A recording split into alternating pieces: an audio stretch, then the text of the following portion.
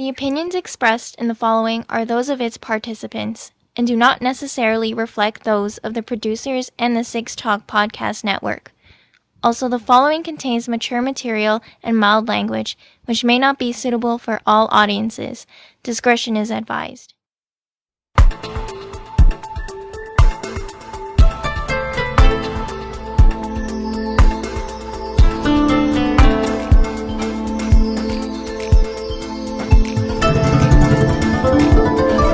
This is the Anime Roundtable Canada on this Saturday evening, January 8th, 2022.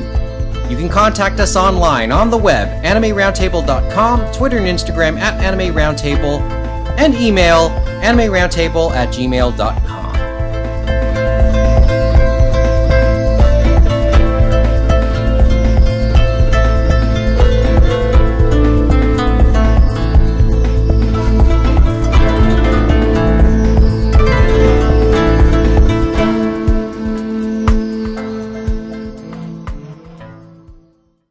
Good evening from Toronto. Akimashite omedetou gozaimasu. Mike Nicolas, James Austin, Kevin Ng, and Mohamed Sharmarke here for the first roundtable of 2022. Jeff is still enjoying the new year. Akimashite omedetou. Or maybe not. I don't think he's totally crossed over yet. Okay. Happy New Year, guys. So where do you want to go? Where do you want to start this evening? Well, from what I understand, Mike, from what I've been learning about 2022 is NFTs are going to be a big thing. See, suddenly... God, I hope so. Did you know, Mo, if you put some more money back into that GameStop stock, the meme stock, you're going to make even more money by the end of the year if that thing goes well for them, where they're going to have an NFT marketplace and get rid of all their Funko Pops and have screens where those used to be selling NFTs to kids for Christmas. The longer you'll be able to build your own Cineplex. The longer this NFT crypto thing continues, the harder the crash is going to be. Well, we all know the crash is coming, guys. We know it's coming, right? It's crazy because you look at a few things on that, because all the game developers have been talking about going into it, even the Japanese ones the last few weeks, like Square Enix. The only good thing we can tell, Jeff, is this, that Sega has changed their position and said, depending on how the consumers feel, we may back away from NFTs. So we just have to be loud with them so we don't see any Sonic ones. But the NFTs are fucking stupid. People should not be buying them. And they are terrible on principle, and that uses up way too many resources. Like, get this shit out of here. My question is, can you stop it? Well, no, of course I can't stop it. The longer it continues like the way it is now, it's never going to stop. It's just crazy that people in these industries think they can just force it down the consumer's throat, and it's like how long it takes before they finally see the numbers and say it's not going to work. Because, for example, the GameStop marketplace, they were talking about NFTs that they've already got off the ground. They already got a splash site. This came from the Wall Street Journal. They were the ones reporting on it. And the reason that them and others were looking is supposedly wide-eyed. There's NFT marketplace like OpenSea, and the OpenSea one, they were valuing that at $13.3 billion for valuation. And I don't even know how they got that number. I feel like that number, they just threw a dart at a dartboard, and that's how they're making these valuations and these decisions. They're not making off anything off logic. I'm pretty sure they picked that out of a hat, James.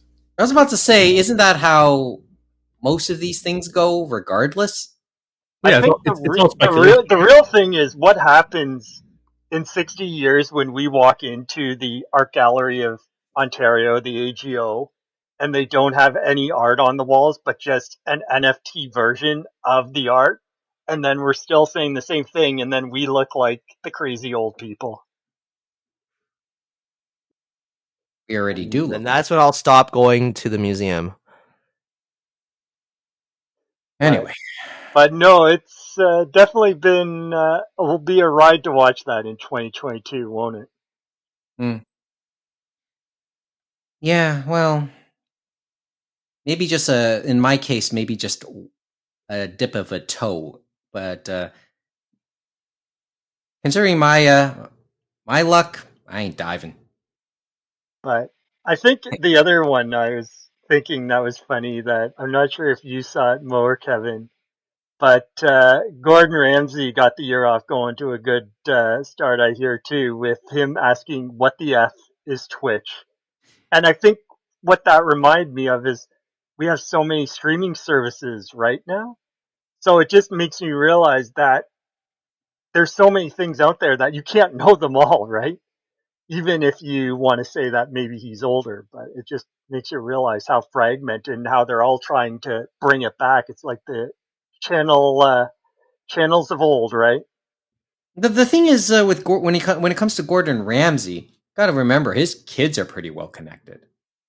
Yeah, and that cook that was on Next Level Chef or whatever, so she was on Twitch, I guess, on the Just Chatting, doing recipes and stuff like that. And so he later on was like, is it like YouTube and stuff like that? But that tells you how there's so many things out there. But yeah, I'm sure his kids, one of his 5 kids have probably been on Twitch. Yeah, maybe it's not so much him being clueless and completely out of touch.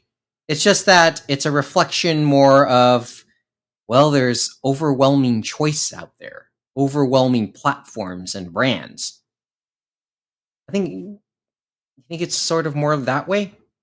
That's what I was thinking. And then I was thinking too on this, Mike, is you heard about TikTok, and people have been doing recipes on TikTok now, right? And supposedly TikTok's going to leverage that. I guess one of them was a chicken linguine recipe and stuff like that. And they said certain recipes that have been trending on TikTok, they're going to actually sell them to people to order out, which is kind of crazy. Yeah, one way to put it. It'll probably work. It'll probably start in the States. Well, that's interesting that you can create these recipes, and then whatever trends, somehow they'll find a restaurant that'll be able to replicate and then send it to your door. That's kind of like sci-fi in a way, almost, in my mind. It's no different than what Spotify is doing with podcasts, right? I mean, the whole integration of ads into everyday life is just the way it's going to go, right? We're going to sit down and watch our movies on our Netflix or our Amazons, and then halfway through you can click on the shirt the person's wearing and, buy that crap. So it's just the future, baby. What can you do? Well, integrations, consolidations in media comes to that first main story, doesn't it? And once again, streaming in that. Yeah. And once again, James, very good with the segues. So what a way to start off 2022. Highlighted in the anime world this week by 2 acquisitions of some historic or retro, so to speak, services. So in order, I think it was on Wednesday, roughly Wednesday, AMC Networks. Yeah, it was an end of day announcement that they always love, right? They announced, the network behind, most well known for Walking Dead. They announced their acquisition of Sentai Holdings and everything under that umbrella. And remember, you got to remind people it's AMC Networks, because there are still people out there that confuse the movie theater chain and the network. Which is hilarious. Because I saw them. Yeah.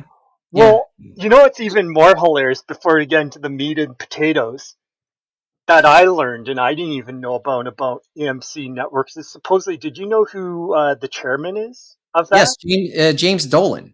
And that one just blew my mind. I'm just thinking to myself, because they then made jokes about the Knicks and the Rangers, that he holds on to those teams because of the Madison Square Garden network rights. And people are yelling at him, just sell the team. And we've seen him firsthand with decisions with the Raptors how Usai Ujiri fleeced them for Banyani. And he said when we tried to give them Kyle Lowry, he's like, that the shit, one trade he rejected turned the Raptors around. So I'm just thinking about that, and then I'm like, maybe he has better business sense other areas, but I don't know. Well, he's behind this. He's richer than us, right? So well, that's he all must you have need made some good, lucky decisions. No, that's more in the family. Yeah, he was just born into it, right? I mean, was he born? I have no idea. Yeah, so. his dad owns like Cablevision. He's like, it's because his dad was there. Oh yeah, that's right. He was one of those. Because of his dad, Charles Dolan. Okay. Anyway, we'll get to that in a second, and then the other major acquisition the day after on Thursday. Digital media rights, the company behind Asian Crush, and more notably for our discussion, Retrocrush. Midnight Pulp, and they have quite a few. Quite a bit. Cinedim, I think that's how you pronounce it, Cinedim announced they were going to acquire digital media rights. And supposedly they were going to leverage digital media rights, social media division, because I know when they've promoted Retrocrush and some of their other channels, like they're really big on social media, on Twitter, and even they have a Discord for a lot of their channels. So they're really big integrating, I guess, with the fans and stuff like that. Yeah. I'm not sure how successful it's been, but they kept on talking about those eyeballs on the property, so to speak, right? Yeah, it was more, like in the, what I've read about it, and I'll admit it's not the greatest amount, there was always this talk about their marketing. Cinedim seemed to be more on the marketing side of this as they made this purchase. And the content is still pretty good. That's still there. Okay, so which of these two deals do we want to tackle first? Well, probably. I mean, they're tied. And that ties them, I think, both together, which we talked about, how there's so many things in streaming and stuff like that, right? That there's so many things out there. Some of it is things are getting consolidated, and some of it is some people are looking for buyers, and people know for AMC, they've been looking for a buyer for a long time. So because anime is hot and because of the leverage Sentai has, like, they're not the biggest fish in the well, so to speak, but they still have the name and their past behind them, that they probably could look at it as a good buy to improve their marketability to find that buyer for AMC. And people have been saying, what was it, Lionsgate, and I forget the other one. Warner, I think, was another one thrown around, but I think it was more Lionsgate to acquire them, which would be an interesting acquisition, because think about that. Former ADV, now Sentai, with Manga Entertainment USA, since Lionsgate holds the remnants of that. It would be a full circle moment. And I keep forgetting, well, I hadn't kept up with the business, so I didn't know AMC was trying to sell as well. It's like a last minute ditch effort with these people. Like, it's like they're no longer the greatest network, not the greatest, but they had like Mad Men and Breaking Bad and Walking Dead back in the day, where they were like hot shit, and now they're not hot shit anymore.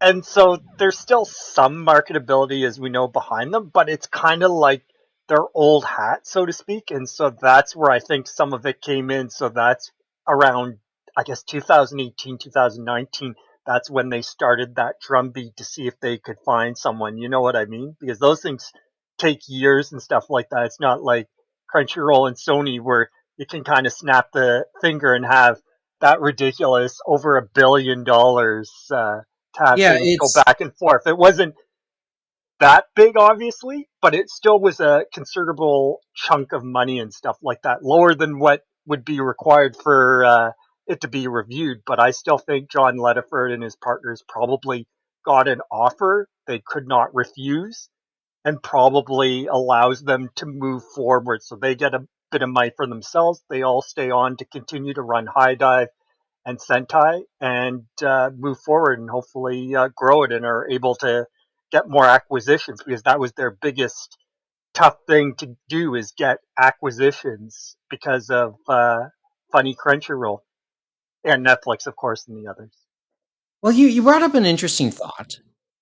The thought that's now come into my mind is, like, I was thinking of it in terms of what could the deal do for AMC. You're looking at it as in terms of AMC still looking to sell themselves, and I'm looking at it as in terms of what can AMC do to market themselves elsewhere. Can they leverage their own properties in other spots? Like I said, the experience of John Ledford, the capitalize on strong Japanese industry relationships. That was a talking point in talking about this sale. Maybe it's sort of, maybe I don't know how relevant that could be to leverage AMC, but I'm thinking now it's just makes the addition of a few more anime properties that Sentai offers just kind of makes them look more appealing for that sale that they're looking for. And as we said, just to let us know in regards to streaming for AMC networks, when we talk about their portfolio, they have the AMC Plus, Acorn TV, Shudder, Sundance now, and all of BLK. So this is probably another nice addition to their portfolio. And as Jeff BBC. was probably going to say when we said off air, I think earlier in the week, that wasn't there another thing that happened long before that they tried to put everything kind of together, but they're going to maybe try something like that. Who knows? But I think High Dive will still be sold separately, but we'll see how that all plays out. The High Dive or VRV? Yeah, it was no VRV is probably their own version of it. You know what I mean? With some of their other streaming services and stuff like that. Because as I said, MC Plus, Acorn, Shudder, so they could probably put High Dive in there as well. And BBC America and BBC. Oh, I was going to say BBC. I keep on forgetting that they have the other half of BBC America along with BBC UK. It's like I keep forgetting, but yeah, that would be that's another big one in their portfolio. Mm-hmm. So there's a lot of, like, okay, when I think about this, BBC is BBC's government, right? Is correct, UK government, right? correct. And the UK side obviously is still the government since it's a public broadcast. Still there. And then when you think of Sentai, remember they've taken money from the Cool Japan Fund. And that one, ironically, is probably going to be one of their better investments because remember, Cool Japan, they had criticism for their investments and stuff like that as an investment arm. They were supposed to get like return for money. And I think this will be one of those few things they got return for money because they're taking some of the money and equity, I guess, that Cool Japan had, and they're paying them for that for AMC. So that's good on them too, right? Mm-hmm. And they won't lose money to help them with acquisitions. Well, no, it's just boggling me a little bit. Well, you know what was funny is there was a tell earlier a few weeks ago, Mike, which was funny because I got an email because I used to subscribe to High Dive and it was saying, hey, do you want like a deal on AMC Plus? And supposedly there were people that were saying they got a similar thing from AMC about High Dive. So obviously this deal had went through maybe a bit before. It's just they didn't tell anyone till this week. Oh, there's an interesting thought. Okay. So they're definitely already started the cross promotion and stuff like that.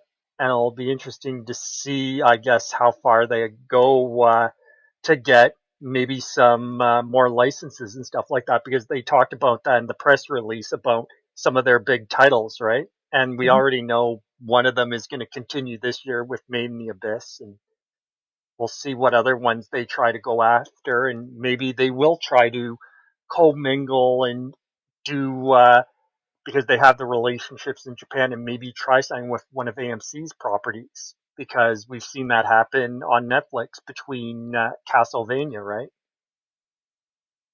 Yeah. Okay. Can I play a couple thoughts here? in terms of this acquisition and try and make sense of it a little bit. If AMC didn't look so appealing at the moment, do you think there's a bit of a catalyst involved with Sentai? And maybe not much. They're not as big as they used to be. And because keep in mind, you kept saying the Crunchyroll deal certainly got moved really fast. But then again, maybe it was because of, well, Sony was in that pool with Funimation. So as I said, this is just racing in my head. Plus, I'm reading the messages that. I don't know, man. It's one of those things where I don't think we'll ever truly know unless someone speaks out about it. I mean, for all we know, this could have just been like a dumb luck situation where some executive somewhere maybe Googled anime streaming and High Dive came up and they're like, oh, maybe we should buy this. And then bing, bang, boom, they now own High Dive. I mean, that could have happened. But until one of them comes up and was like, yeah, this is how the backstory of this intricate secret business we don't want people to know about happened.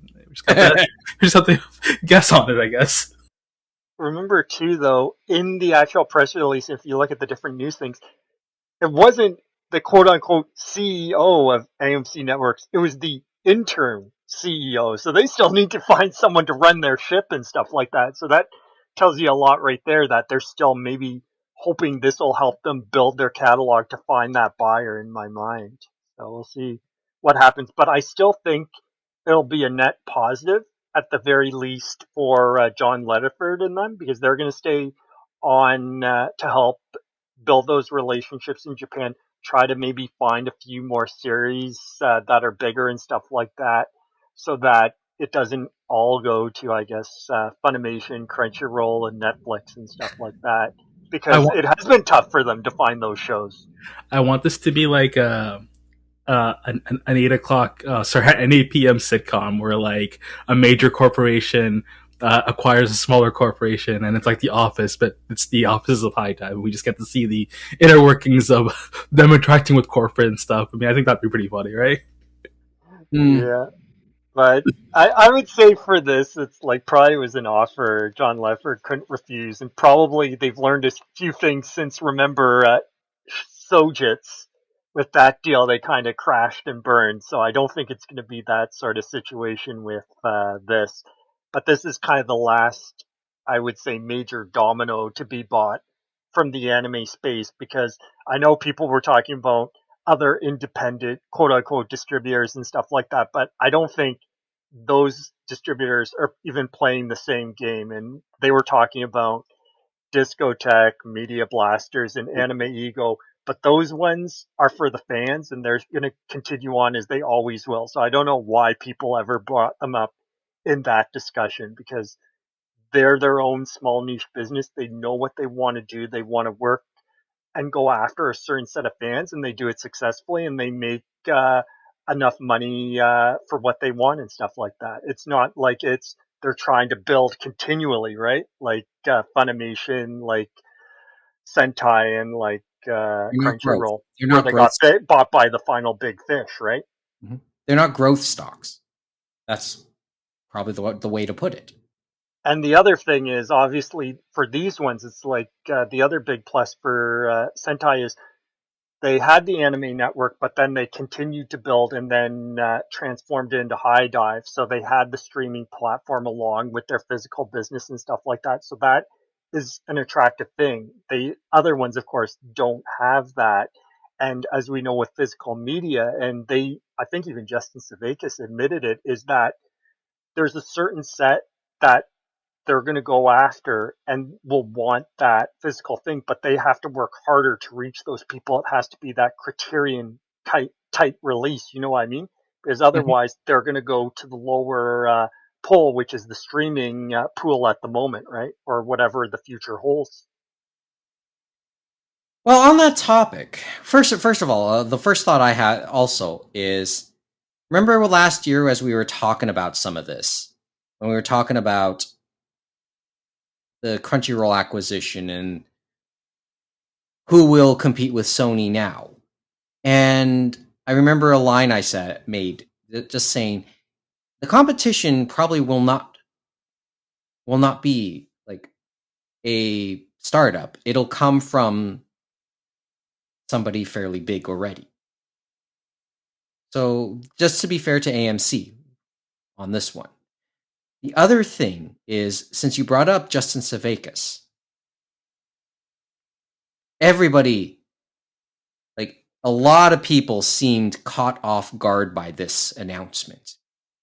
It sounds like, and just talking around a little bit to some people who have kept up a little better than I could, Ledford has played his cards close. He seems to have a long history of that. So it seemed to catch a lot of people in the anime news media, and specifically ANN, off guard. They did not see this coming down Dixon. Yeah, the only tell was that promotion. That was the week before, and people just said, well, it's just two things, brands, like doing a thing like that. But as we said, right, it's like, I think it was probably an offer he couldn't refuse, and they started the discussions, and then it resulted in this. But it's probably better, as you said, to keep them close to the vest and stuff like that. And when you're ready to make the announcement, right? And it's not like it was a big multi-billion-dollar or whatever you want to call it acquisition like the other, so that had to go through so many other hoops, whereas this one is a private sale in probably the millions between two private not two private, but one private corporation and one public corporation. Kevin, you have a thought? You know, given how Sentai has mostly just been doing re-releases lately,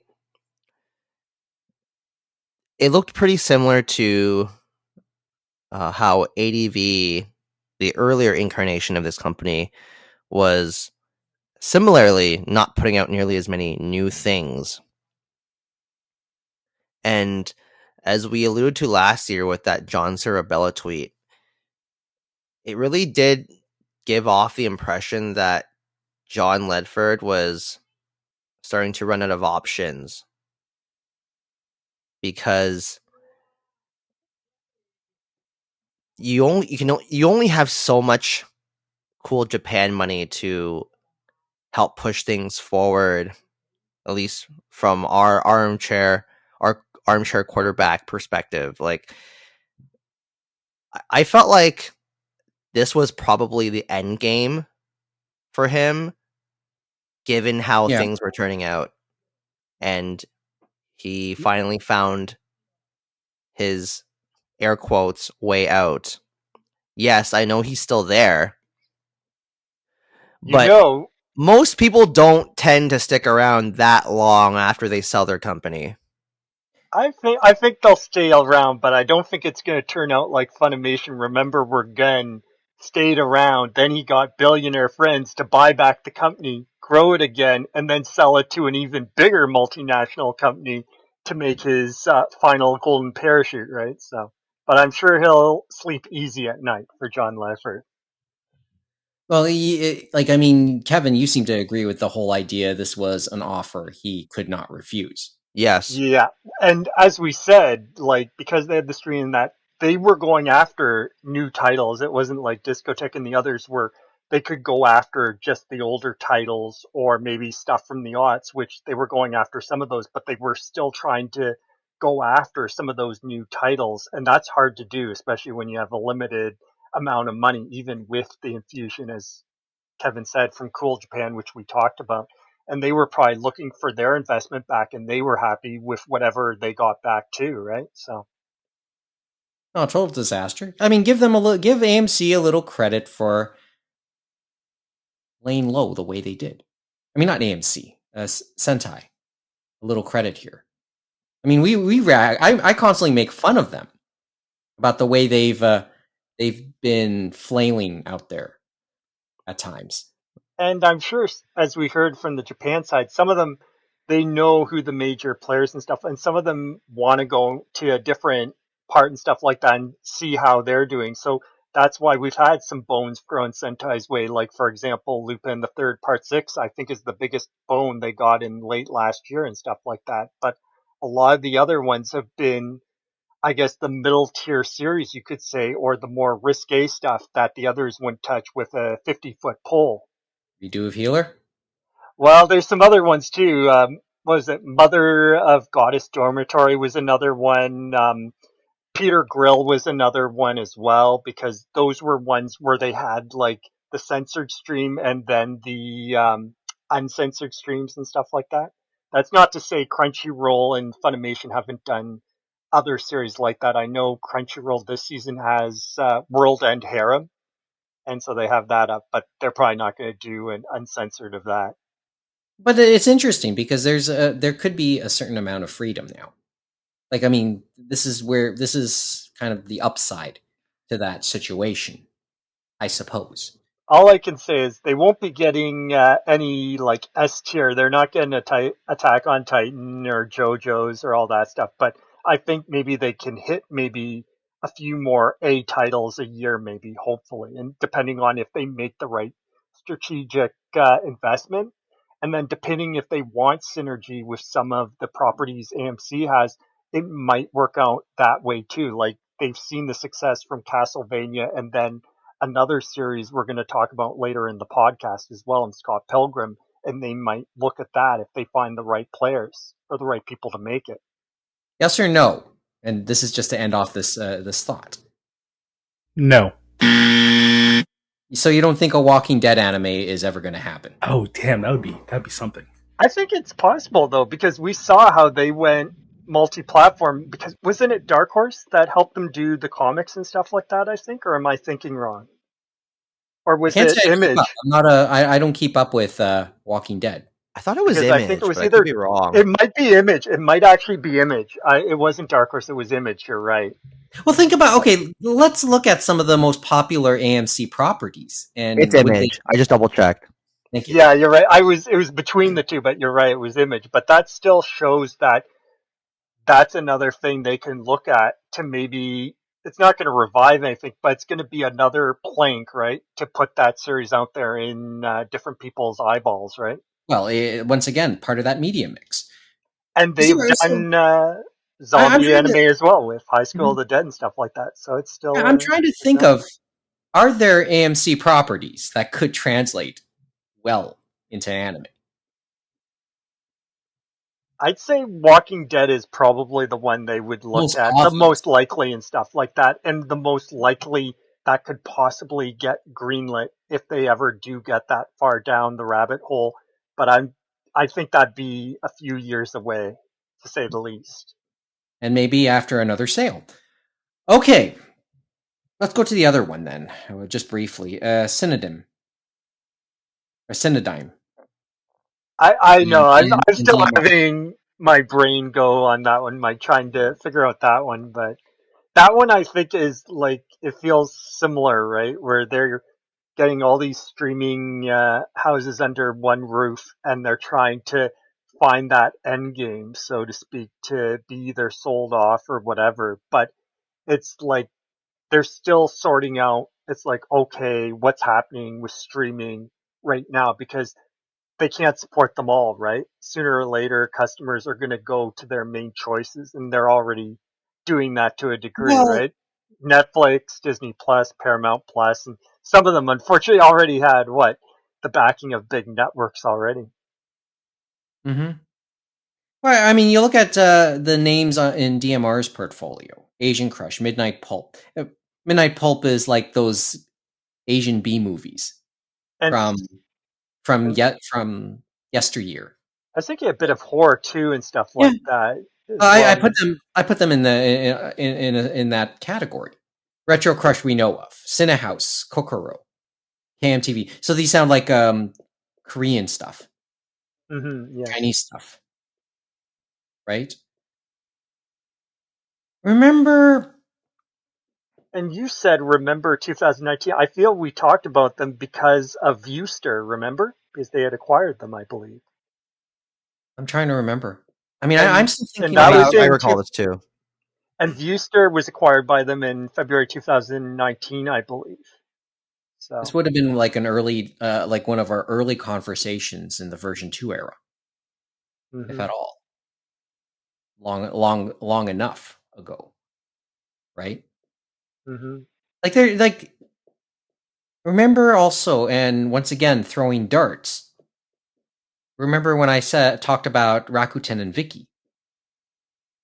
Like this is just something this is the only thing I think about when I'm thinking about it. It's like this is maybe the type of thing that I thought would have fit them because of their experience already doing Korean streaming. Like something they could have added to their portfolio. Synonym, I'm gonna give. I don't know much about them. This is a name that, I can't say I know too much about this company, but just the basic reading on them and some of the stuff they've done in the past. The one name that sticks out looking at Synonym is Con TV. That's them. So their association with Wizard World, and then they've done stuff with Jim Henson Company, and they've had had projects with Sentai Filmworks. Ironically enough, minority stake in Shout Factory. And as we know, Shout Factory's had quite a few distribution of different anime and stuff like that for different people and stuff like that. G Kids being one of them, and them doing their own stuff. So Digimon and stuff like that. So yeah, Bloody Disgusting as well. But the interesting thing when we think about digital media rights is the big plus for them is obviously they were impressed with their advertising and trying acquisition through social media because they definitely had a aggressive feel, but they were going after those different eyeballs that normally they don't go after, and they were going through Discord and through Twitch. Sorry, So not Twitch, Twitter and think- stuff like that. But the other odd thing too is they started in 2020. They had the free ad-supported fast version of Retrocrush, for example, through Stir Streaming. So it's kind of like you're watching TV, and they have basically different titles in their streaming portfolio, right, on a schedule, and it's like a TV channel almost and stuff like that. linear TV channel in many linear, ways. and they had a deal, I think, with Peacock too. There's Pluto and Peacock to get some of it on there too, which is interesting. So now, just to clarify, Pluto's owned by CBS, isn't it? I'm not sure. So I think, Kevin, do you want to check that one up? Check what? Pluto TV. Who owns them now? Pluto TV. I've never heard of this. It's another one. It's another one of those OTT platforms, and yes, they are owned by Viacom CBS Streaming. Yeah. So, but it was interesting when you go to even Retrocrush, for example, they have all their things, but at the top corner you have that linear feed that they give to other feeds and stuff like that. That's playing there. That is ad support stuff like that for the US and Canada, which is I'm guessing how most people are watching. Which is I don't mind doing it because it's like we're watching TV of old, right, Mike? It's just, unfortunately, the ads are probably the same ones again and again for a lot of them. Well, it doesn't, like, I don't watch Retrocrush enough to know. No, I was saying streaming in general, and I feel like I've seen that, you know what I mean? Yeah, sometimes you see so many ads, it becomes unwatchable, right? I remember before I committed to Crunchyroll, trying to watch one episode of Battleship Tiramisu. Ads just kept coming and coming and coming. And when you add up the time for the ads, I think they were longer than the 7-minute episodes of Tiramisu. This is not that situation here, like for a viewing experience on here. Yeah, the viewing experience I saw in Retrocrush is that for if you had a regular 25-minute or 23-minute anime, usually they were doing it like it was a half-hour slot on a television channel and stuff like that, and they had them interspersed from beginning to end of the ads and stuff like that. But some of them you felt like they definitely were coming more often than others. I saw quite a few Lincoln ads. I saw some ads for York University and then a few other things, but okay, it didn't overwhelm me. So Sorry, not really overwhelming, or yeah, it didn't overwhelm me to say maybe it the wasn't only going to make me stop watching. maybe the only annoying part is repetitive ads. And if it gets too repetitive, that's when I just say no. I'm just not going to do it. But it didn't Just go to the overstay its washroom like welcome. everybody else, like people would have in the old days.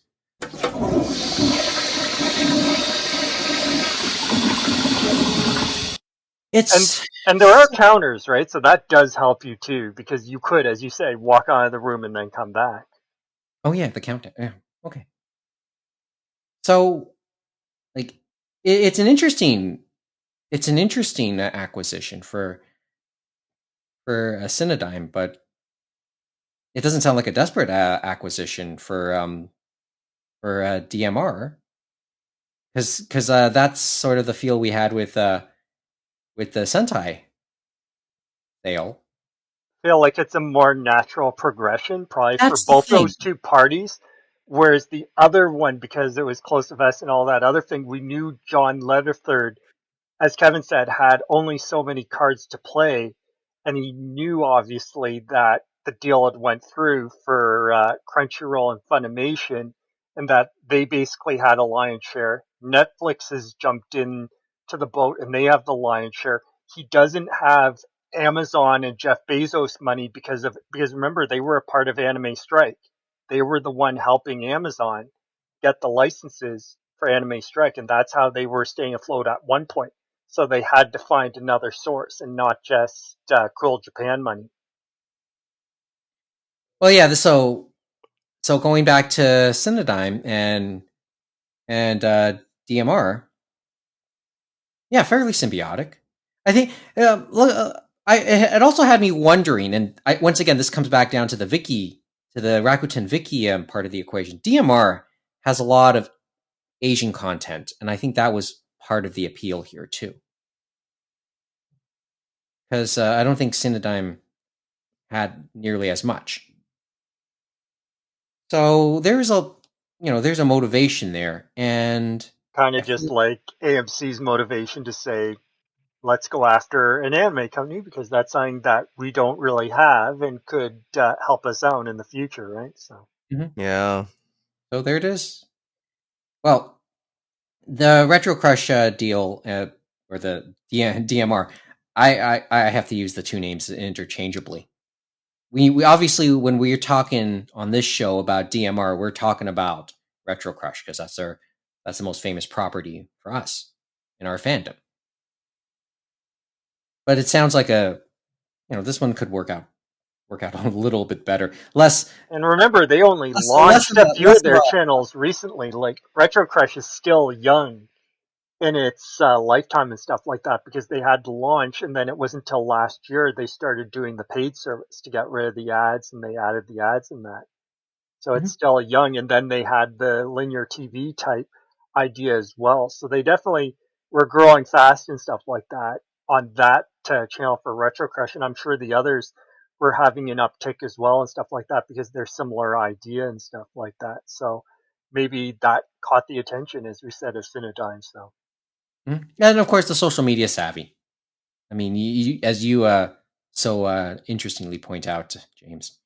Okay. They definitely are quite more active than some of the others, right? And definitely attack. And even on YouTube in that, they have all the different clips of all the different shows. And some of them are good clips of some of the animes and that you just look at and you either laugh or you're like, oh, that's a cool fight or something like that, right? That people would share and then bring their eyeballs to you, right? 10 times more active on social media than this podcast is. Or maybe 1,000 times.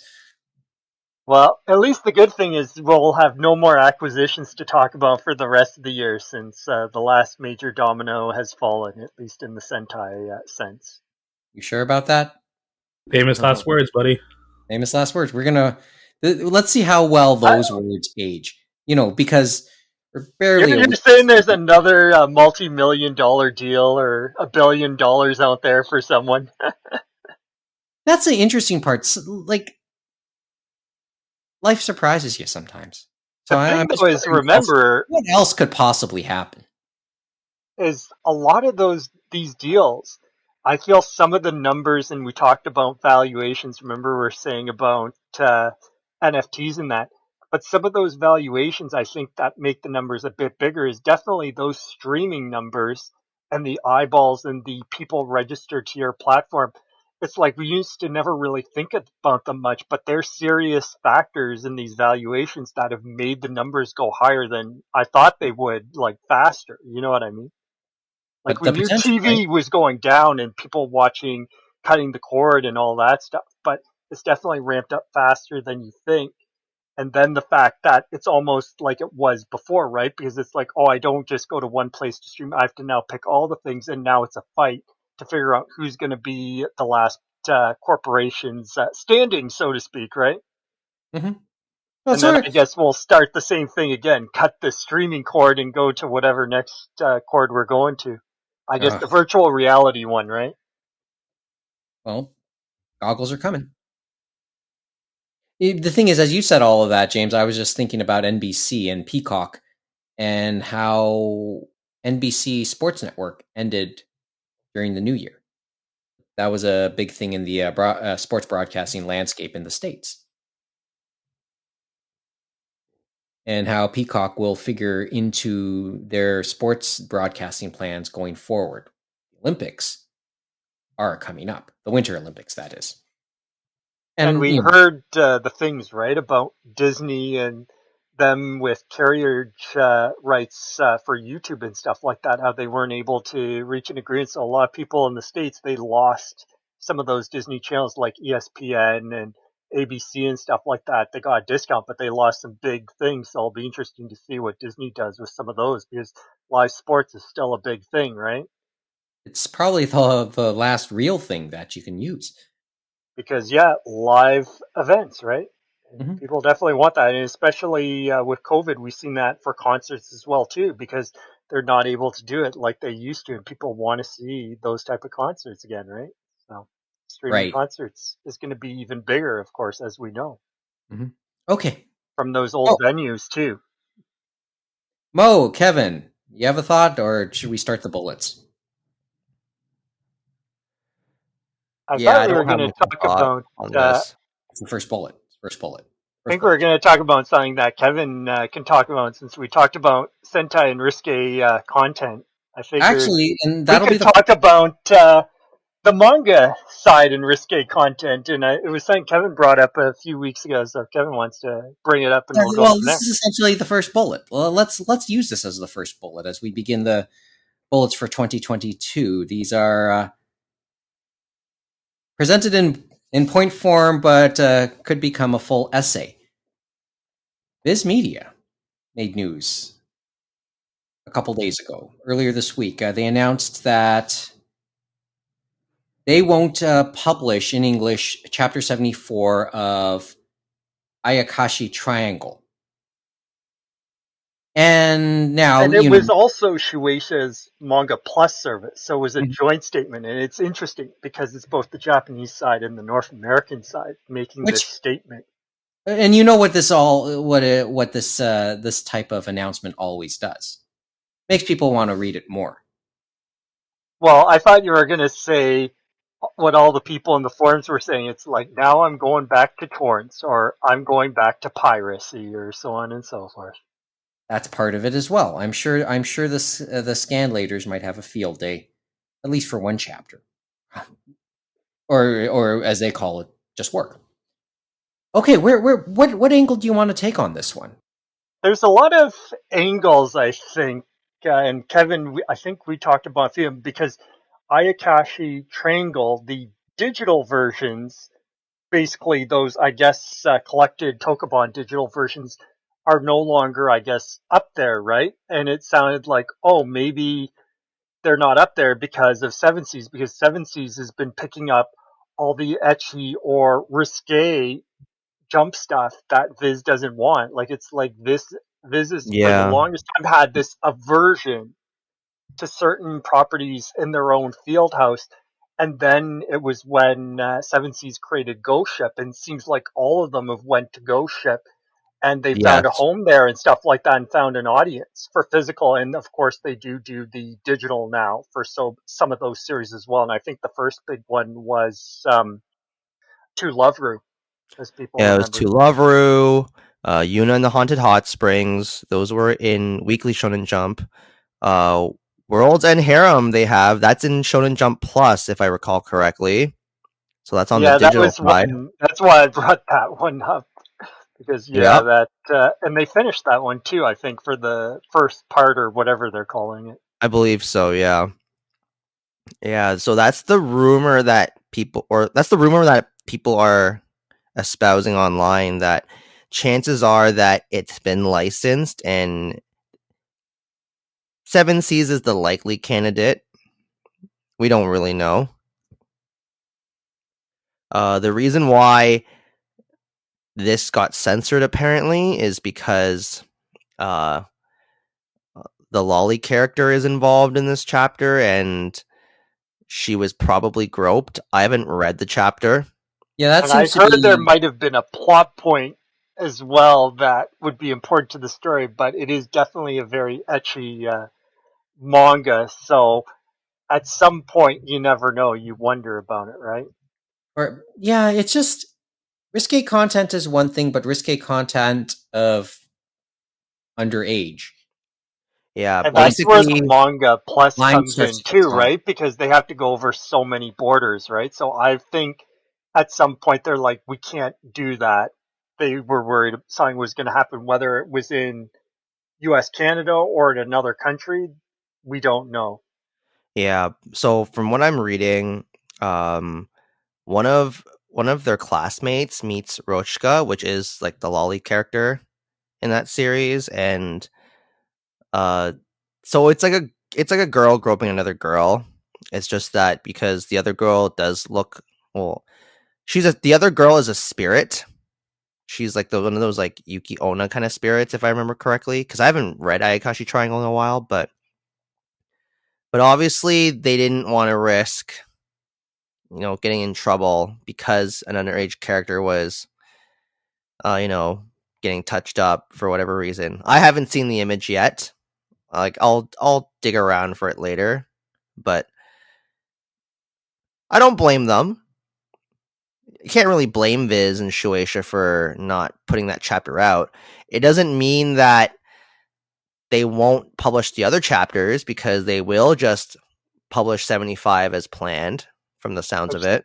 Which they said, they are just missing one chapter and continuing on. And the interesting thing is this one is a very new series to them, because I forgot it started June 2020 in Weekly Shonen Jump. So, like if this was me, what I would do is, I will just read that chapter 74 through the internet illegally, and then I will just continue reading 75 onwards through the Shonen Jump app. And that's what I think most that are reading on the Manga Plus and Shonen Jump app. I think that's what most of them likely will do, but it'll be interesting to see how many go back the other way, but I don't think it'll be many. If they weren't already doing it before, then they will stick with what they do regularly. As you said before about your experience, of course, Kevin. The people who were like, oh, I'm going to go pirate it now. Shut up. You were probably pirating it anyway. So that doesn't really change much. Exactly. It's just, people are always going to get riled up over stuff like this. And some of it can be platform specific and stuff like that, as we talked about too, where some of them I know for streaming, and even for this one, they could be looking at, for example, Apple, because they have their apps on Apple and stuff like that, and they take a certain stance against certain content. And I think some of that could play a factor in there too. You know what I mean? And I think that could be in there as well. That's why Ayakashi Triangle cannot be read on the Shonen Jump app, for that exact reason. So to read Ayakashi Triangle, you have to go on Viz's website. I was about to say, or you go on Manga Plus. I believe Manga Plus has it. So those are the legal avenues to go about reading it. It's also why Platinum End, I don't think you can read on the Shonen Jump app either, because of its subject matter. Usually, for anything that they deem is too risque, Viz will not have them available for reading on their apps that way. See, A couple of things came to mind for me now. One, the digital apps, and we've kind of said this in the past, it's sort of like the broadcast versions of anime shows, right? You get to really see the full uncensored version in either the home video version or in the graphic novel, the tankobons. So with that said, yes or no, we'll see an English translation of this chapter at some point. Well, yeah, we'll probably see it. Probably in paper. May not necessarily be under Viz's name because you think it's 7 Seas. Yeah, it'll probably likely be a ghost ship title later on. Because now the precedent has been set where not every digital title will be published by the same publisher. By the book counterpart, right? Yeah, like Tokyo Revengers, for example. Mm-hmm. Just going back to that from a couple weeks ago. The other reflection I have, and before we almost try and end this thought. See, for some reason, I think of Video Girl I, because I know way back in the day there was a similar situation, or a situation on that level. You mean it wasn't Eyes where this happened? It happened to Video Girl I as well? This was in Japan, strangely, but that's another story, and it's all blurry to me. And yes, Eyes is when that came out, a few years after. There's a story there.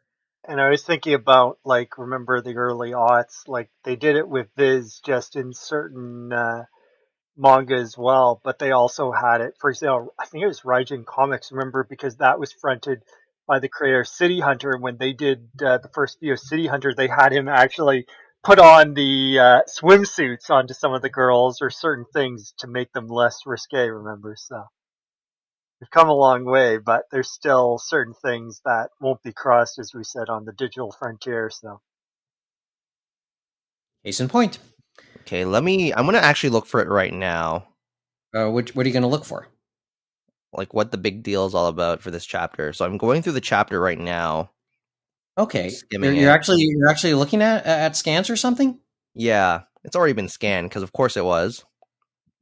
And I'd say the other chapters, as you said, they do get touchy and feely and stuff like that. A lot of it is between the two girls and stuff like that, the different girls. But it could be, yes, the one girl could be problematic, as you said. Okay, well, but they said there was a plot point in there somewhere, so at least you'll be up to date on the plot.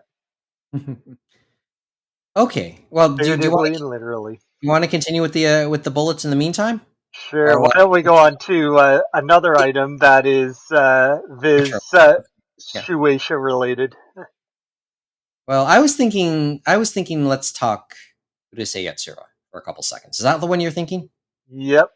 Since we know Viz has, they definitely are celebrating Takahashi, and it's interesting when you think about it that we talked about them bringing out the omnibus manga of that, and it makes you wonder if way back then they had a hint that maybe this was coming from their parent company, which is more Urusei Yatsura anime.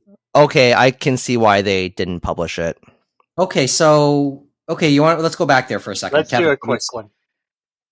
What do you see, Kevin? So Lucy gropes Roshka's butt in one scene because for whatever reason, the context is that once Roshka turned into her Ayakashi form, Lucy as a regular human can't see her. So she's trying to find her. It's like, hey, where'd you go? And trying to reach out and like feel around because she thinks maybe she just turned invisible or whatever. Because Lucy, while she doesn't believe in spirits, she believes in aliens. So she's feeling around like, the open room looking for her and then happens to accidentally grope her. And while Lucy doesn't feel anything, Roshka certainly does. And so there's two shots where, yep, I can see why Viz and Shueisha decided to not publish it. Because Yeah. I'll link it to you guys later, but it got a little too hot. I don't blame them one bit. Okay. Got a little too hot for the pages, they say, right? Thanks. Can we go back to Lum for a few minutes? The original sex symbol, as they say. Oh wow. Okay. Anyway, so there isn't. I don't have too much. I was never I was not into Urusei Yatsura, but everybody else around me, like in my original anime circle, certainly was. And this was when I was the young guy in that circle. and it was well, actually, no. So I think were they doing the movies from Anime Ego at that point before they finally got to the series? Because they did get the whole series out, which is an incredible feat unto itself on DVD. Oh yeah, that was a big thing when Anime Go got it too, at the time. And yeah, Urusei Yatsura has that following, and so basically, like I look at this and I saw the trailer and the theme song and all that stuff. It's certainly an homage to the original anime series, which they said they were going to adapt selected stories from the manga, and that'd be for course over a period of time. So it'll be interesting to see how that goes. But they're going all out because they talk about Studio David, I believe, is going to be the one animating it. So from the people that did JoJo's Bizarre Adventure and stuff like that, and then yes, they recast, but they recast with people that are well known to anime fans and stuff like that. So, but it certainly already has the feel of the original anime, which premiered in 1981. So on basically the 41st anniversary. Yeah, and the other thing is it's going to be broadcast on the Noitamina block through Fuji TV and stuff like that. So they're giving it quite the prestige release, it sounds like. And so it's not going to be obviously as long as the other one, but it'll be interesting to see how they bring it to the screens for selected chapters because it was such a long series, both as a manga and the original anime. So it has me wondering, who do you think could possibly pick it up? I think we know it's gonna. I think we know it's gonna be Viz. I think it's gonna be like the new Inuyasha series. Sure. It's gonna be. It's not the home video version. I was thinking the streaming details. Well, that's what I was saying. Basically, Viz. I think for Inuyasha and stuff like that, they sublicense those rights to Crunchyroll and to Funimation and stuff like that. So I think it would be a similar idea where Viz has all the rights. They'll send the streaming to Crunchyroll and Funimation, and then they'll do the home video later on, just like they did with Inuyasha. Who has the current Noitamina contract, though? I think it's up in the air now. I think there is no exclusivity since it ended with Amazon. So I think it could be on a per show basis almost, I think. Because there's nothing really set in stone, I think, anymore. But I could be wrong. I don't know if Viz would pick it up. Maybe they'd be interested, but I just don't think it's like a dead set guarantee that they will. Now, in the case of Bleach, because that is going to be produced by Aniplex, but then Viz is like, back off, guys. But they definitely have a lot of. They have a lot of interesting jump titles that they're going back to the well this year. It seems like they're going back to Urusei Yatsura 80s. They're going back to the early aughts with Bleach. I guess all they need to do is find something from the 90s, right? Well, Urusei Yatsura they're only doing now because Rumiko Takahashi is an Eisner Award winner now. Yeah, so there's the brand name recognition. So it's they finally treat it like a legacy title because it took a long time. Because like Ito manga, no one could sell it till now. Urusei Yatsura was like the same thing because remember it was just two of the unflopped floppies that they did in the 90s, and then it just never made headway anywhere. It was amazing that we even got the DVDs and all the stuff out from Anime Ego. So hopefully this time it gets a better shake and stuff like that. It can even help more people discover the manga that they're still publishing, thank goodness. Mm-hmm. And then I guess the only other question is people were asking what other series from Takahashi would someone like revitalize in, because we heard Ranma One Half and Maison Kuku for the two banting about, and they thought maybe something like that would be done before Yurtse Yatsura, but I think given it's an anniversary title, and I think it's Year of the Tiger this year, right? People were making that reference too. That would be a good cross promotion for this year. Okay, so my last question on Urusei Yatsura. What about the original anime? That's been the license has been long lost to Animigo. Nobody else got it. That's the one that boggles me to this moment. Well, the movies, remember, yes, the old movies are now being put out by Discotek, and they have them streaming, all of them streaming on Crunchyroll. But the original television series remains in limbo. That's still one that is, well, not doesn't it boggles me a little bit, I guess. I think it would be a tough sell because there are just so many episodes and stuff like that of it. Once again, we've had a version of that conversation before. And the people who probably would have bought it have already bought it by now for the DVDs from Anime Ego, and they can still play those on their Blu-ray players and stuff like that. And so it probably, even if they did Blu-ray, it probably, my gut would tell me, it would have to be SD Blu-ray, given how old those episodes and how they were produced. So maybe there's no point. And then the other thing is, we said the length, which played a factor in some things. Because remember, Mike, with Yawara and stuff like that, when Anime Ego tried to get that out the door, and we only got the one set, but that's how it goes sometimes. You know, with the new anime about to come out, maybe there will be renewed interest. Like, if it really takes off, it could be on the table again. Granted, it probably cost more as a result. I think it would be hard to sell because, as we said, these are selected stories and they're going off the manga and stuff like that. So I think people would more want the new content versus the old content and stuff like that. So, and as you said, the price factor. So that's why I think it would be tough to bring that back on so many levels and the length. Okay.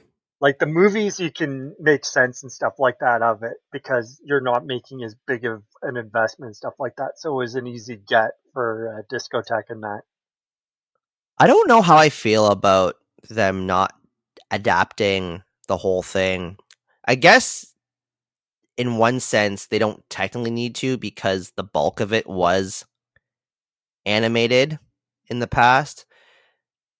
Because I don't think everything was, but it was like pretty much everything. Like it was close to everything.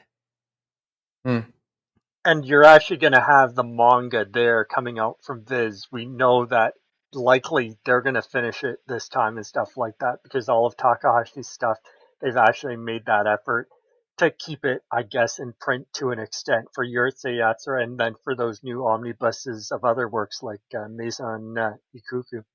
Ranma 1/2 Blu-ray sets say hi. Yeah, I guess I should. Well, those are the anime side, right? And we know how Viz is with anime sometimes. Anyway, still waiting for a Maison Ikoku Blu-ray. I think it will come sooner or later. I'm not sure if it'll be from Viz. I'm not sure if it'll be from Viz, but maybe at some point we could see it. That would be nice. Or maybe it's a materials issue. Who knows? Entirely possible. You're right. It is Wonder Years-ish in that sense. Okay, maybe Kimagure and Droid is more likely that. But anyway. So before we end this evening, let's go on the Netflix side. 2 stories from there.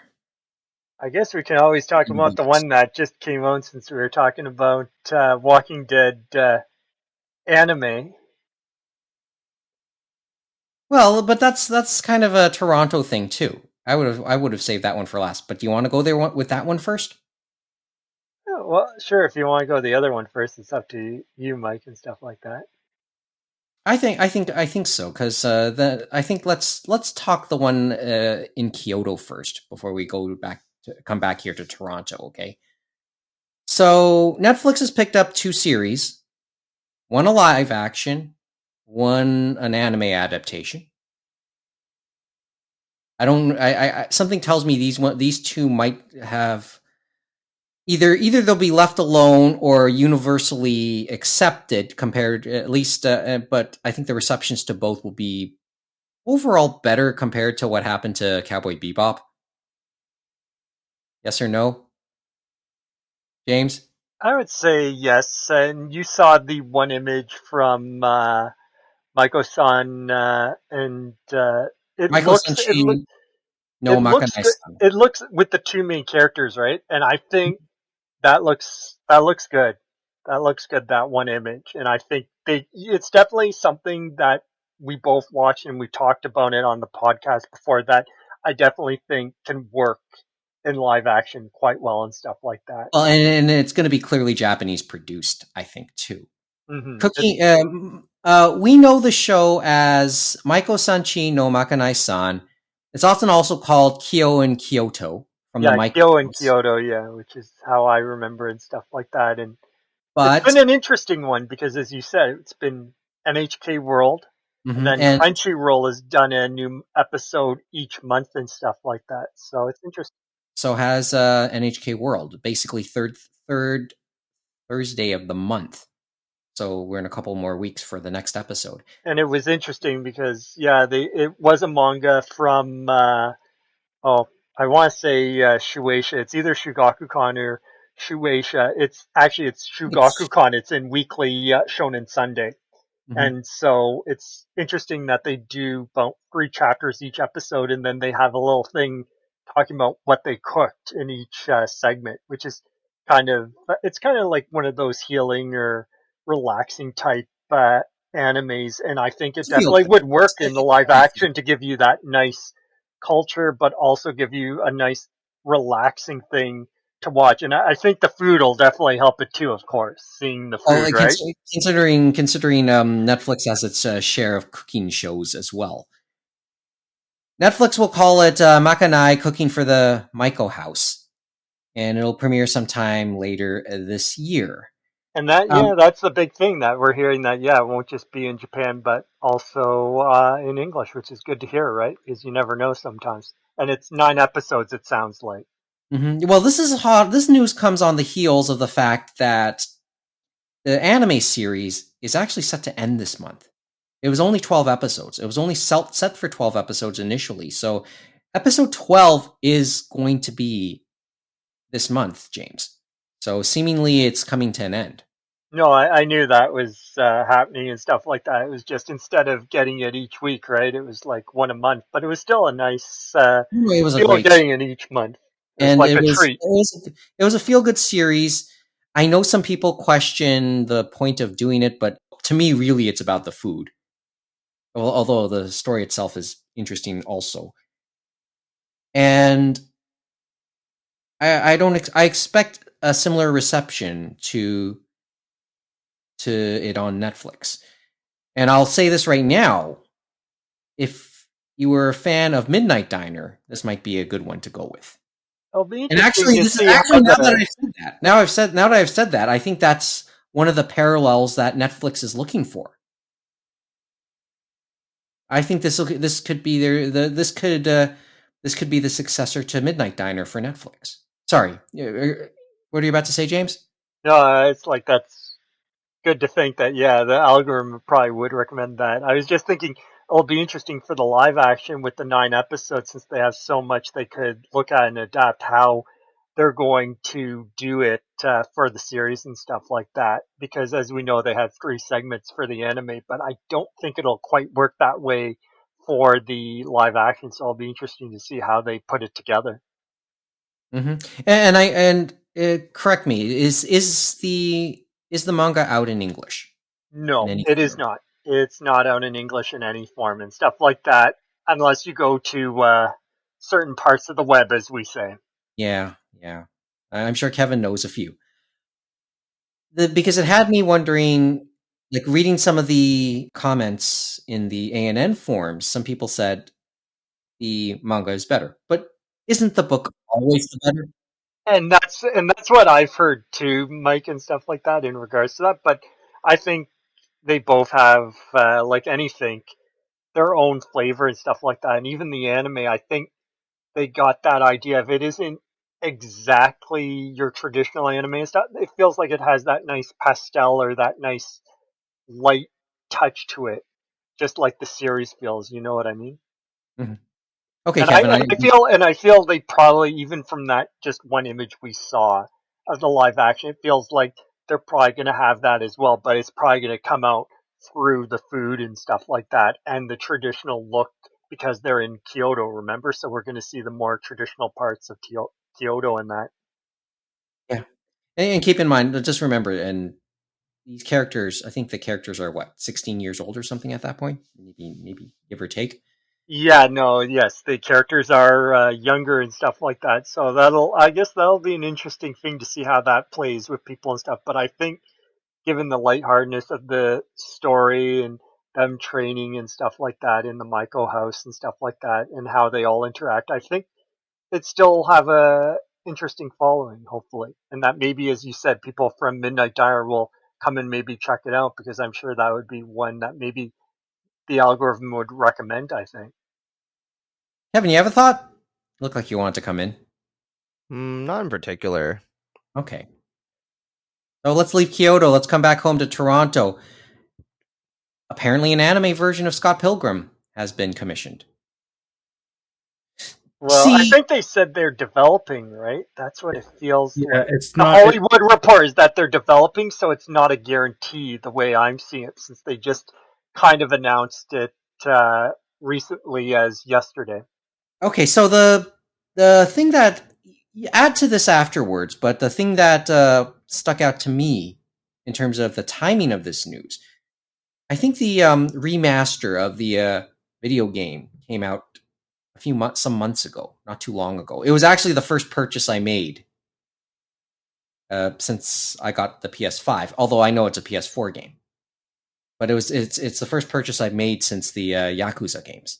And yeah, they had it on all the platforms, and then Limited Run helped get a Of the movie. physical one out, and that was supposedly one of their golden games they were trying to get done, and they finally got the deal done, because remember, it had a few partners in that with O'Malley and then Universal and so on, And and Ubisoft as well. So, wasn't there a recent showing of the movie as well? but it was funny, for that redo of the game, O'Malley didn't know till later on, and then it finally worked itself out. But it sounds like for the development of this one, if they do get an anime series of Scott Pilgrim, that we have some of the same players coming back, like O'Malley, Brian Lee O'Malley is going to help try to write the project and stuff like that. And then we have, oh, the I think similar people are involved from who did the movie, but not in the actor roles. We don't know what would happen in regards to that, obviously, until it actually gets more greenlit, I guess.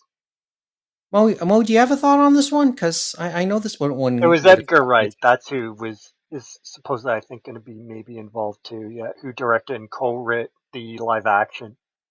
Yes. That's who. Okay, Mo, you have a thought? I mean, let's not count our chickens before they hatch, right? I mean, this is still hasn't been brought to order. This is just like a loose partnership, I guess. But I don't know. We'll see. I'm a big fan of Scott Pilgrim, and we'll see if this happens. And if it does happen, we'll see how many seasons we get. Or are we going to have the cold hard truth? No one outside of Toronto wants to hear a bonus story from Toronto. No, no. I think with the when the game was released during the summer, it like sold pretty well. I think people actually are craving for this scrappy young kid from Toronto, and then and his 70 evil exes. And then, yeah, some of the video game references and stuff like that. But you definitely could see, I think it may likely have a chance, as we know, because Castlevania, they've managed to do that animated series and develop its own identity and stuff like that. So it'll be interesting to see if they could do that with Scott Pilgrim, especially with the original creator on board helping to write. So I think they could make something work out nicely with this if they have the right pieces together, which it sounds like they're gathering them.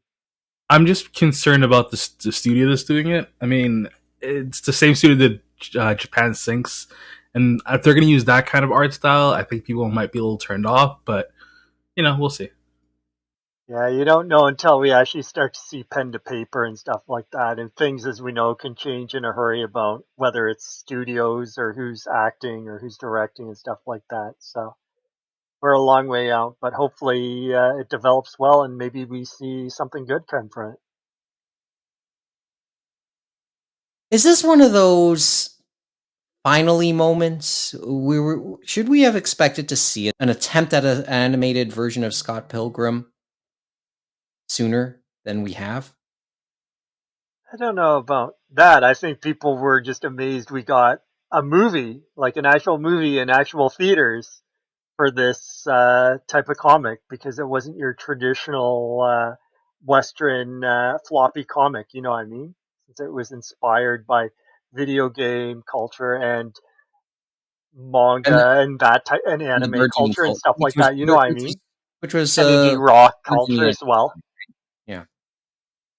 The and the culture that was then burgeoning a little bit more. And it wasn't like the movie, as we know, lit the world afire, as they say, right? Like it was fun. It was fun. Yeah, not. It was. Exactly. I think it was a flop, as they say, for Universal. But it was one of those movies that people still talk about. It kind of had this thing under the hood that people still loved. You know what I mean? Was it a flop? Was it a flop? Yeah, I'd say it was a flop originally and stuff like that, but it still had the buzz as people, and many years later and stuff like that, people who loved it loved it. It was kind of a word of mouth it was a long tail. It wasn't a short tail. Yeah. No, I know that I've seen it a couple of times at like re-releases and stuff, and it's shown at theaters throughout the country every so often. It's got a following. But yeah, it was a longer tail for this type of movie to find its success and find its voice, so to speak. Okay. And you never know, other people may have rediscovered it too through the original comic book, which was only 7 volumes. So, yeah, or through the video game, as we know, because which has become popular again, right? Yeah, it was a nice little game, and even the limited run, I ended up getting not the most expensive version, but I got what was the classic version. The only reason I got the classic version is it had the pixelated map of Toronto that is not quite as accurate, but accurate enough to have on the wall.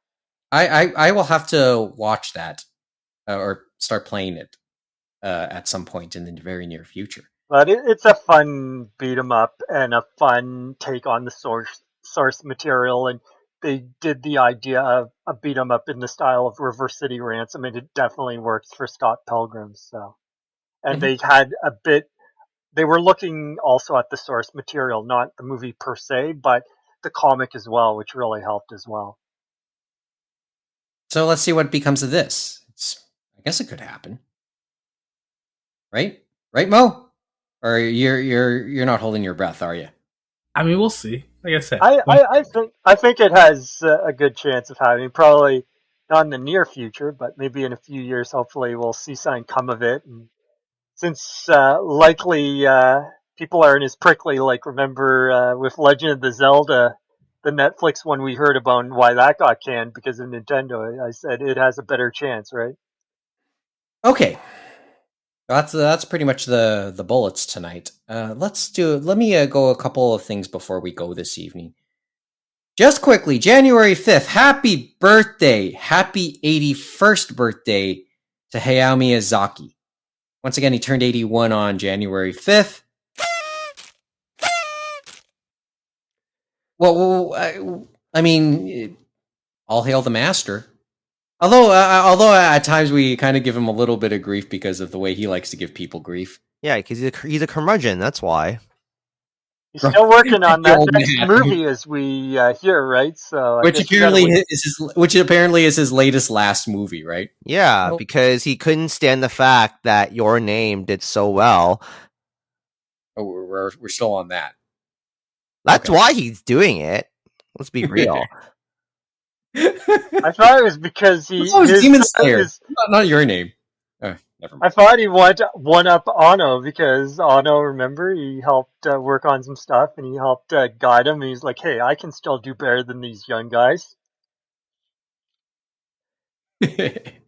From Ava to Your Name and so on and so forth, I guess right? there's just a little bit more left to come from him. And then on a little bit more of a downturn. Well, let's just to quiet it off on the at the end tonight. Quick COVID update. The host of Anime Hell, Dave Merrill, revealed this week that he has come down with COVID. So just want to just give him a shout out. Wish him well. Hope he gets better real soon. We are here in Ontario now in the midst of what's referred to as a modified stage 2. So within that modified stage 2, dine-in at restaurants here in the province has been suspended. This came into effect on Wednesday. So that's sort of the situation right now. Other big areas are being told not to open as well, because I'm guessing Mo's not going to any movies anymore. That's for sure. Yes, movie theaters. Yeah. Movie theaters have been forced to shut down. If if you're a sports fan, you'll know that Raptors games, Leafs games, Ottawa Senators games, they're being played to empty arenas. And there's been some outbreaks there. As noted, there's been quite a few. Case counts are high. We've hit records. Hospitalizations are climbing, but maybe not at fairly alarming rates. It's the ICUs that are probably the one to keep a check on right now. But yeah, this is we're in an interesting situation at this stage in the pandemic, the Omicron variant. So it's kind of a little bit of a downer to mention it, but as we've mentioned in the most recent episodes, as much as we want to get away from it with the things we talk about on this show, with the little escapes that we have, reality does bite. It bites back at you, and it bites in general. Yeah. Well, we were talking about, remember, before we started with Mo, about the recent deaths and stuff like that. And sometimes even in the darkest moments, there can be light. And you think about Betty White and her passing on just before she could even hit 100, but everyone's still gearing up to celebrate her 100th birthday, because she would have wanted people to do that and stuff like that. You know what I mean? And keep the laughs going and stuff like that. And remember the good times. And there were some other ones as well, if Mo wants to mention too. That and then Sidney Poitier earlier this week, a couple days ago. Yeah, what do you want to say about that? I know you want to say something about that, Mo. Yeah, no, he passed, man. That really sucked. That's it? Kind of. Yeah. Well, you know, his most famous quote, or my favorite quote from Sidney Poitier, was always this: "I wouldn't change a single thing, because one change alters every moment that follows it." I think that's probably one way to put it. I was thinking of that quote, and you can see that kind of in some of the photos and some of the memories he had and stuff like that, and the fact that and the way he began in the Bahamas, and then when he passed, he got to retire to the Bahamas and just, you know what I mean, probably live a full life, it looked like. So. Mm-hmm. And he was 94, was it? I believe so. Like he was in his 90s, I believe. So, but incredible legend that probably trailblazed for a lot of people. Remember, in acting, and he had to go through a lot, and then even to get that Oscar, and that was way back in the 60s, and hopefully, even though some people say change still hasn't come to where we need it to be, he was one of those stepping stones that hopefully we get there someday, you know what I mean, and keep the fight up. Yeah. And on that depressing note, actually, what's the plan for the rest of your weekend, guys? Nothing special? I mean, it's not as if there's much to do out there, as mentioned already. Yeah. Shin Megami Tensei 5. I'm going to finish up the last volume of Sweat and Soap that came in. So I supported the full series, and that was one of the weird Kodansha series, since me and Kevin have always talked about how a lot of the titles go to digital only, and this was one of the ones that was digital and physical, and they actually did it in single volumes, which kind of still surprises me given it's a seinen manga, it's from Morning, and maybe my sale didn't count for anything, but I hope it makes them think about maybe picking something else that can go physical as well. Since Wodakoi, remember, they only did omnibus. Well, with Sweat and Soap, yeah, it wasn't too long, so that helped. And then there was no guarantee though, because remember it only started a few years ago. So yeah, and it was his first series too. Like you see the ending, and it's interesting with the mangaka Yamada that he talks about how he's just amazed that it went this long, that he got over above 10 volumes, that he was able to get to the end he was at because he didn't envision he would get there, but he went there with his readers. And the other thing was how they created the manga. And one of the afterwards, they talked about that. And a lot of his assistants and stuff like that, this was even before COVID, but he had never met any of them because they didn't do it in the same space. They actually did it digitally. And he was fearful that they wouldn't show up or whatever, but he said all of them always showed up and they always gave me their best and stuff like that. And the workflow they did made it work digitally. And it probably helped them once COVID hit and stuff like that. But he said for his new series, he hopes they're coming back to help him out and stuff like that. So, but it's incredible that they did that all digital, and that he was working from his own home and they, I guess, were working from their own homes or workspaces. Oh, and speaking of, you don't hear that often. Speaking of Kodansha digital stuff, they confirmed that Blue Lock will be going physical, actually. Yeah, so there were the fans pulled through. Okay, Mo, what about you? Rest of your weekend? Just gonna take it easy. Got some work stuff I gotta take care of, but just relax. It's the new year, guys. Any movies to watch? I mean, streaming apps? There's nothing to watch.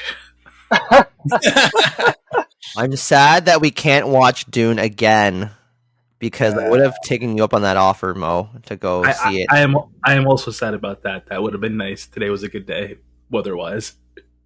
First of all, yeah. Third time's a charm. For me, it's basically going to go like this. One, we mentioned the COVID update, and it kind of comes full circle for me as well. I mentioned that I helped out at one of the Toronto-run vaccine clinics over the summer. And with everything that's happened, fortunately or unfortunately, depending on which view you want to take, I've been called back to it. So I'm actually going to be helping out at the clinics again beginning this week. But before then, and that's happy, I guess, but even more happily, after this taping tonight, or before the weekend is over, I'll finally actually open up the PS5. Sorry, Kevin, looks like the Spider-Man challenge isn't going to happen. So you're going to officially christen that beast, huh? Well, yeah, christen the other big thing. This is also the maiden voyage for the new computer that we're recording the show on. So hopefully it comes out sounding good to our listeners out there. But yeah, the PS5 will finally be cracked open, hopefully before the end of this weekend. and I'll get a chance to actually understand and transfer the PS4 stuff into it. So it's going to be Yakuza? Playing, well, I'll probably start with I'll probably put Yakuza in there, and then maybe I'll give Scott Pilgrim a whirl. Scott Pilgrim, you'd get 60 frames per second no matter what, but I figured you were going to give Yakuza a whirl and maybe get a full 60 and see how it goes. Did you beat Kiwami 2, Mike? I haven't even started Kiwami 2. Oh, I thought you had started Kiwami 2 and then you just didn't get around to finishing it. I had not started it yet. I had not started yet. I think you finished 0. You finished, I think, Kiwami 1. And then you said you were going to get to 2. Oh, you did play 0 first. Okay. Because I could have sworn you played 2 Yakuza games. That's why. Yeah, he was going in chronological order. Oh, okay. And I didn't start any of them in 2021 because the focus was here. And other things. But, keep in mind, these things are set to be on Twitch, hopefully, in the very near future. And you can educate other people about Twitch, right? Just like Gordon Ramsay. Well, I'm still learning, but maybe I know just a little bit more than him. I would say I'm pretty sure his kids will catch him up. I would say that there will be quite a few people this week that'll help some people own again with that fact, because AGDQ, Awesome Games Done Quick, is happening this week for the January 9th till the end of the week as usual, which is January 15th. And so it'll be fun to see some speed running games and stuff like that. And they always do great stuff for charities. I think they hit, 2.9 million for the Summer Games Done Quick last time for Doctors Without Borders. And that's one of their biggest charities, fundraising for them. And then for this next one, for the one they do every January, is Prevent Cancer Foundation. And supposedly that's a big help for them. So they're hoping to break 3 million to help people get those donations in to see some great speedrunning. Just something to look forward to. Is it going to be on Twitch? As usual. Okay, because you know what's interesting to me now is I'm starting to hear about how Facebook Gaming is trying to buy out people and buy out streamers. Yeah, so I learned that one of my favorite Age of Empire 2 streamers, T90, he got paid out by Facebook Gaming to go on his, so he's now going to stream on their platform exclusively. And apparently, he got paid out to migrate over there. And can't blame the man. Nope. Because I heard it was a 7-figure. I heard it was 7 figures. I'm not going to say it. I'm not going to say it. I just played the sound effect. That's it. All I can say is that we know what happened with Microsoft and Mixer, right? So exactly. Like we'll see what happens with Zuckerberg and Facebook Gaming. We'll see, but they might have a better answer. Who knows? Especially because as a streamer, you don't know how long you're really going to last. So, why wouldn't you take the payout now? You want me to play that sound again? Well, hit it twice there, Mike. Hit it there twice.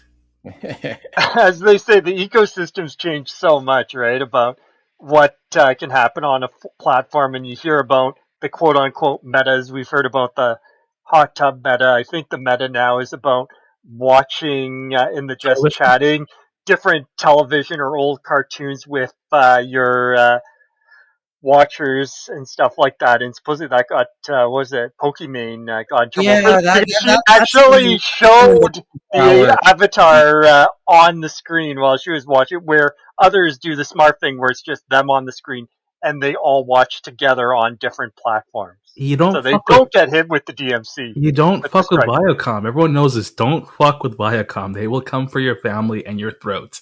I mean, Pokemon's just another casualty of the war there, guys. It's a temporary. It was only 48 hours, what happened to her? She got she got DC'd. She got DMC'd? We'll talk about it. Banned off Twitter for a bit. For Twitch for 48 hours because of showing content that. If it's only for 2 days, well, what one strike though. One strike. Yeah. Well, we're still looking for our strikes here. That's the thing. Well, that's why you don't play like longer than 5-second clips of different shows now, and no, but like they're doing things where they'll just like watch episodes of TV shows like MasterChef or stuff like that, and just like watch season after season after season, and just expected like nothing's gonna happen. But then at the same time, if you're the company that DMCs or copy claims that type of shit, like that's dumb too, right? Mm-hmm. That's why I'll be interested to see how this meta will fare, because I think some of them are smart enough. They know you can't just be showing that on the screen with your face and stuff like that. You have to actually have it off screen while doing the reactions to it. Yeah. You know what I mean? Well, there's your thought. But I think we've said enough already tonight. Look at the time. Well, that's it. Trust us. We can talk about a lot of other stuff, but I think we should end it for now. So that's all we have for tonight. First time watching or listening? Once again, animeroundtable@gmail.com, @animeroundtable, animeroundtable.com. And don't forget, we're also on Twitch, twitch.tv/animeroundtable, and on YouTube with more stuff to come in the future. Also, don't forget about the Facebook group as well. And also, don't forget to give us a review wherever you're enjoying this, whether it be on Apple Podcasts, Google Podcasts, Stitcher, Spotify, and the like, because good reviews will always help us in getting more listeners to stumble onto us. Give us those 5-star reviews, please, and it would mean a lot to us if you do. It only takes 1 or 2 presses of your thumb on the screen. Strangely, we've gotten another review on Apple Podcasts. Thanks to whoever did that. Does it say who it is? Nope. Really? Thanks a lot, Kevin. I don't use Apple Podcasts, by the way, so it was not me. We typically do regular episodes every other week, but we do try to add stuff whenever we can on our other platforms. So hit the subscribe or follow button on all the platforms we're on so you can be notified whenever we add something new for your enjoyment. The theme song is entitled Fubuki by Pico, which I believe will be the title track of her upcoming album. So check out more of her music at picoinfinity.com or on her Facebook group, Pico Zen Music. So until next time, thanks for listening. And join us again for another edition of the Anime Round.